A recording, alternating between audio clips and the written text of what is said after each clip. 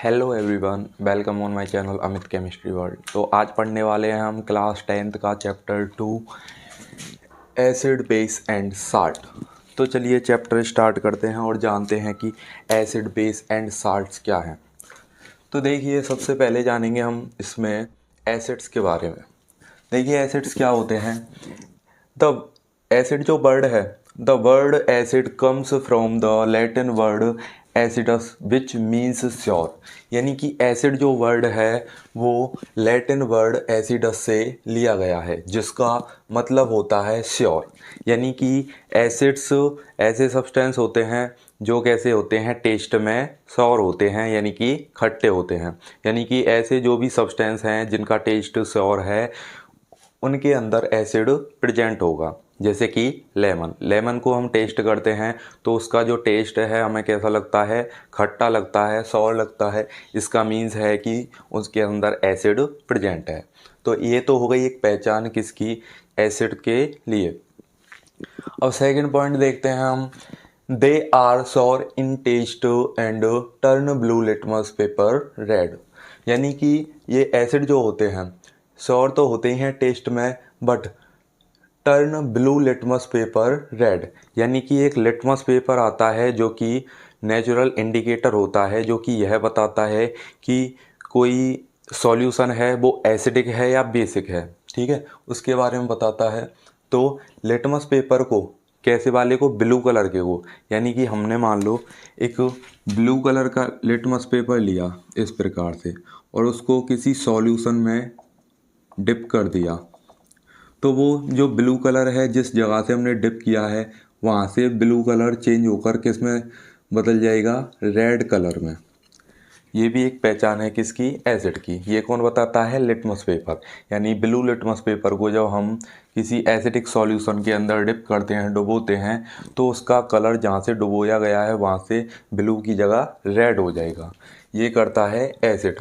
इसको एक और ट्रिक से याद रख सकते हैं कि एक तरीके से एसिड जो होते हैं बहुत ही ज़्यादा गुस्से वाले होते हैं, तो गुस्से में कैसे हो जाते हैं, ये रेड हो जाते हैं। तो इससे याद रखना कि एसिड्स जो हैं वो ब्लू लिटमस पेपर को कैसा कर देते हैं, रेड कर देते हैं, क्योंकि ये कैसे होते हैं, बहुत ज़्यादा गुस्से वाले होते हैं। ये एक ट्रिक है याद रखने के लिए। नेक्स्ट है release H+ ions in aqueous solution. यानी कि एसिड जो होते हैं उनको हम किसी सॉल्यूशन में डालते हैं तो वो H+ आयंस रिलीज करते हैं। ठीक है, ये आरेनियस डेफिनेशन है। यानी आरेनियस ने इसके बारे में बताया था, इसकी डेफिनेशन दी थी। क्या डेफिनेशन दी थी कि एसिड जो होते हैं H+ आयन रिलीज करते हैं एक्वस सॉल्यूशन में, जलीय विलयन में। देखिए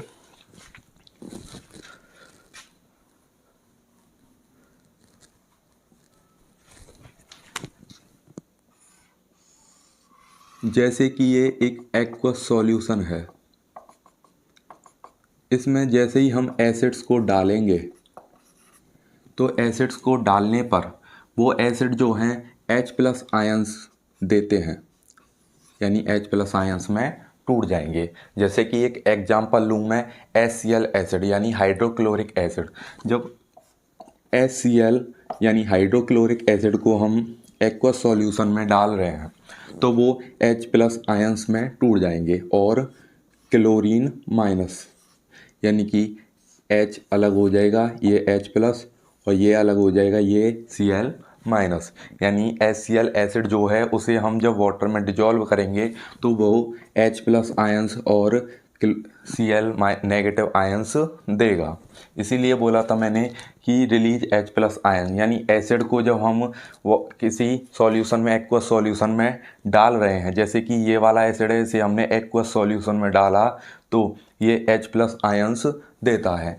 इसमें एक और चीज़ याद रखना, यानी कि जो एसिड जितने ज़्यादा H+ आयंस देगा, यानी कि अगर ज़्यादा मात्रा में H+ आयंस देने वाला एसिड है तो वो कैसा होगा, स्ट्रॉन्ग एसिड होगा। और जो कब सबसे कम मात्रा में, कम क्वांटिटी में H+ आयंस रिलीज करता है उसको बोलेंगे हम वीक एसिड, यानी वो कैसा होगा, कमज़ोर एसिड होगा। तो ये बात हो गई इसकी। अब नेक्स्ट देखते हैं हम। नेक्स्ट देखिए, दे आर क्रॉसिव इन नेचर, यानी एसिड जो होते हैं क्रॉसिव होते हैं नेचर में, यानी कि ये किसी चीज़ को क्या कर सकते हैं, नुकसान पहुंचा सकते हैं। किसी चीज़ पर डालने पर उसको कैसा कर सकते हैं, संचारित कर सकते हैं, किसी चीज़ को गला सकते हैं या उसको नुकसान पहुंचा सकते हैं। अब नेक्स्ट देखिए, एसिड के लिए एक और डेफिनेशन याद रखना, लुईस डेफिनेशन फॉर एसिड्स। इसमें क्या बोला जा रहा है कि एसिड जो हैं, acids are capable of accepting an electron pair, यानी कि एसिड्स जो होते हैं वो कैपेबल होते हैं एक्सेप्टिंग के लिए इलेक्ट्रॉन्स पेयर्स को, यानी एसिड जो होते हैं वो इलेक्ट्रॉन पेयर्स को एक्सेप्ट करते हैं, जबकि बेस जो हैं वो क्या करते हैं, डोनेट करते हैं।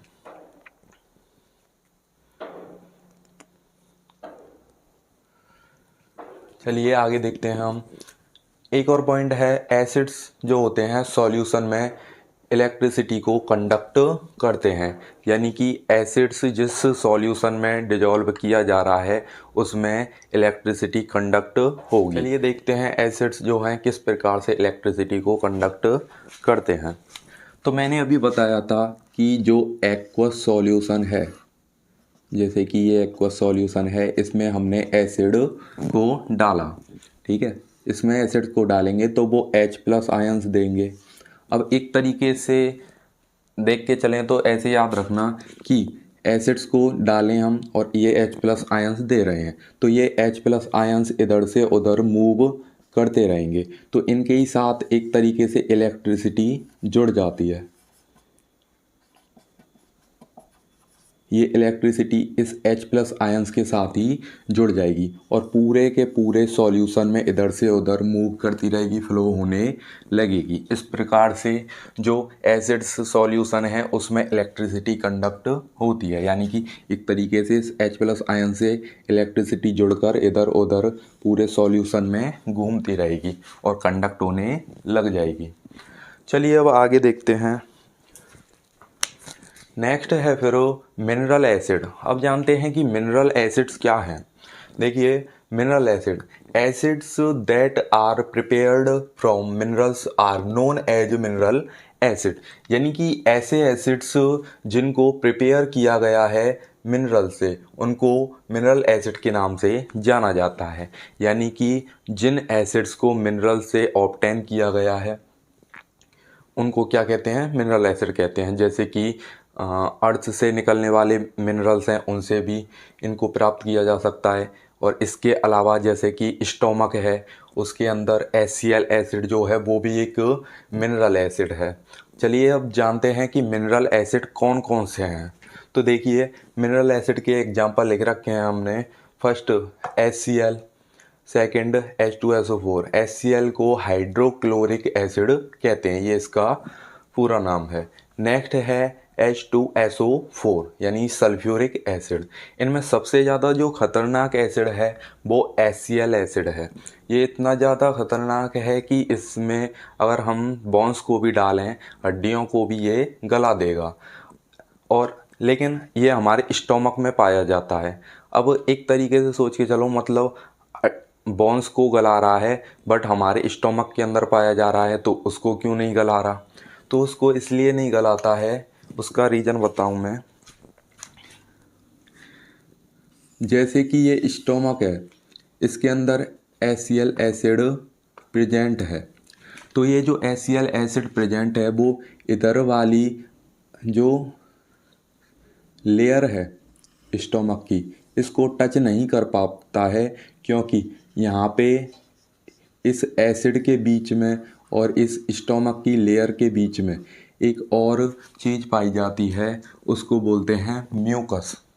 यानी ये म्यूकस के कारण ही ये जो एसिड है वो इस स्टोमक की लेयर को टच नहीं कर पाता है और गला नहीं पाता है।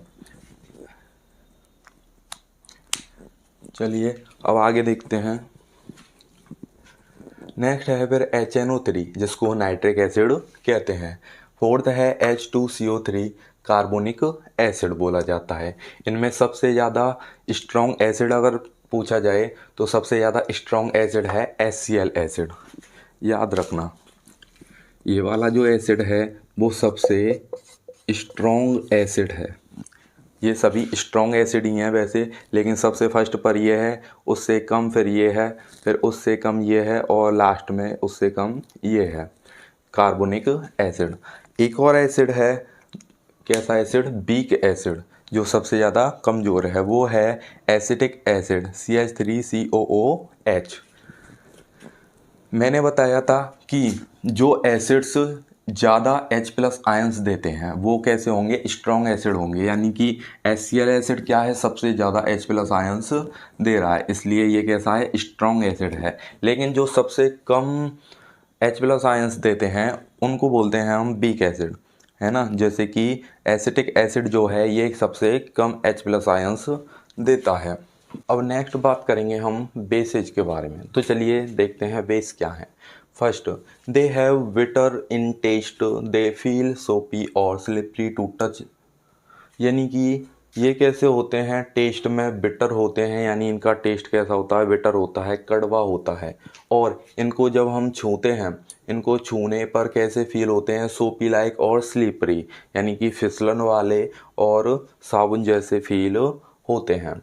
एंड नेक्स्ट पॉइंट है बेस के लिए, turn red litmus to blue. Base जो होते हैं वो रेड लिटमस को बदल देते हैं ब्लू कलर में। यानी कि रेड कलर वाला जो लिटमस पेपर है उसको जब बेसिक सॉल्यूशन में डुबोया जाएगा तो उसका कलर चेंज होके ब्लू हो जाता है। जबकि एसिड्स में क्या हो रहा था? इसमें ब्लू कलर वाला लिटमस पेपर चेंज हो रहा था रेड में, लेकिन बेस में क्या होगा? रेड वाला चेंज हो जाएगा ब्लू में। इसको ट्रिक से याद रखना। यानी एसिड जो हैं वो गुस्से वाले होते हैं, इसलिए कैसे हो जाते हैं? रेड हो जाते हैं। तो याद रखना, ब्लू से रेड हो जाएंगे। ये फिर याद रहेगा ही, कन्फ्यूजन नहीं होगी। नेक्स्ट है release OH negative ions in aqueous solution. Base जो होते हैं वो रिलीज करते हैं OH negative ions in aqueous solution, aqueous solution में। यानी इनको जब वाटर के अंदर अगर डिजॉल्व किया जाए तो ये OH नेगेटिव आयंस देते हैं। Next, corrosive in nature. Base जो होते हैं क्रॉसिव होते हैं नेचर में, यानी इनकी प्रकृति कैसी होती है? संचारित होती है, जैसे एसिड्स की थी। Next, they conduct electricity in solution. Base जो हैं ये भी इलेक्ट्रिसिटी कंडक्ट करते हैं किसी सॉल्यूशन में, यानी सॉल्यूशन में बेस को डाल दिया जाए तो उसमें भी इलेक्ट्रिसिटी फ्लो होने लगेगी। नेक्स्ट है बेस का point, capable of donate and electron pairs. यानी कि ये जो होते हैं बेस वो डोनेट करने वाले होते हैं इलेक्ट्रॉन पेयर्स को, यानी इलेक्ट्रॉन पेयर्स को ये देने वाले होते हैं, जबकि एसिड क्या होते हैं? लेने वाले होते हैं। ये एक्सेप्ट करते हैं इलेक्ट्रॉन पेयर्स को एंड ये क्या करते हैं? इलेक्ट्रॉन पेयर्स को डोनेट करते हैं, याद रखना। अब इसके बारे में एक और चीज़ है, एल्कली।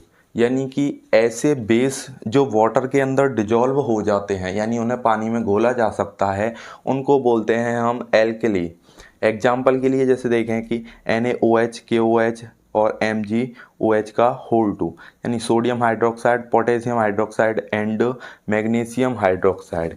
ये जो बेस हैं NaOH, इनको वाटर में डिजॉल्व किया जा सकता है। और एक और चीज़ याद रखना, ये वाला जो बेस है वो सबसे ज़्यादा स्ट्रॉन्ग बेस है। यानी अगर क्वेश्चन पूछा जाए सबसे ज़्यादा स्ट्रॉन्ग बेस कौन सा है तो सोडियम हाइड्रोक्साइड। पोटेशियम हाइड्रोक्साइड उससे कम है एंड मैग्नीशियम हाइड्रोक्साइड जो है वो वीक बेस है। अब ये तो बात हो गई कि वाटर में जो डिजॉल्व किया जा सकते हैं उनको एल्कली बोला जाता है। तो वाटर में डिजॉल्व होने वाले बेस तो ये हैं। अब इसके अलावा कोई ऐसे बेस भी हैं कि जो वाटर के अंदर डिजॉल्व नहीं किए जा सकते, तो वो भी हैं। उसके लिए एग्जांपल है वाटर इनसॉल्यूबल वाला copper hydroxide, copper second hydroxide, यानी CuOH का होल 2। ये वाला जो बेस है वो कैसा है? वाटर इनसॉल्यूबल है।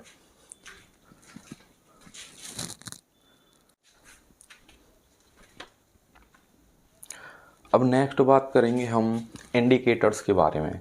तो इंडिकेटर्स ऐसे सब्सटेंस होते हैं जो बताते हैं कि कौन एसिड है एंड कौन बेस है, यानी इनके द्वारा पता लगाया जा सकता है कि कौन सा सॉल्यूशन एसिडिक होगा एंड कौन सा सॉल्यूशन बेसिक होगा। तो चलिए देखते हैं इनकी डेफिनेशन। इंडिकेटर्स की डेफिनेशन है substances that change colour in order to indicate whether a solution is acidic और basic are called indicators, यानी ऐसे सब्सटेंसेज जो अपना कलर और स्मेल चेंज कर देते हैं एसिडिक और बेसिक सॉल्यूशन में, उनको इंडिकेटर्स कहा जाता है। ये क्या करते हैं, जो एसिडिक सॉल्यूशन है और बेसिक सॉल्यूशन है उनके अंदर अपना कलर और स्मेल चेंज कर देते हैं और बताते हैं कि वो एसिडिक है या बेसिक है। इनके एग्जाम्पल हैं जैसे लिटमस, फिनोप्थेलिन एसिड, वो फिनोप्थेलिन एंड मिथाइल ऑरेंज। इंडिकेटर्स हैं सभी के सभी। लिटमस जो है वो नेचुरल इंडिकेटर है।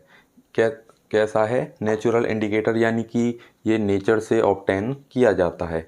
ये थैलोफाइटा ग्रुप के लाइकेन प्लांट से ऑब्टेन किया जाता है। एंड फिनोप्थेलिन एंड मिथाइल ऑरेंज, ये दोनों जो हैं ये भी इंडिकेटर हैं, बट ये कैसे हैं, मैन मेड इंडिकेटर हैं जिनको मानव के द्वारा बनाया गया है।